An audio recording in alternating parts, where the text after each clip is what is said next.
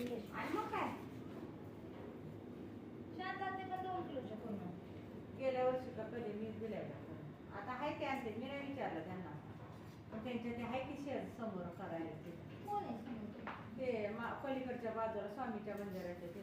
ते आम्ही तिथे पापड हा तिथे केलं तिथं हा आता उपीट करून खाल्लं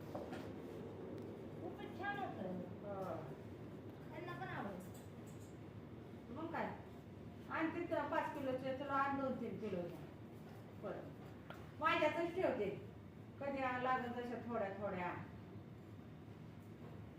आणि एकदम 5 किलो तुझ्या आण करून माझ्या पण आण ते आहे बाहेर मांडते पिंप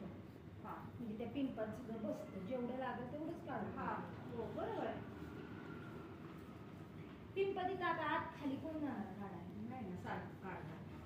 उठ आता उठते भाताला ज्वारी केली का एवढं निघाले आणि मग बघ बरं एक आज 2-4 सोंडा निघाले मी नेलं का जेवण मी येलेलं बरं आता काय करायचं आरती दळण करताना नुसती चाळायची एखादा अर्धा खडा बघायचा आणि ते ठेव खाली सरकून थोडी बाजरी दळायची थोडंसं हलके बसते तुला पण देते आता तू काय कर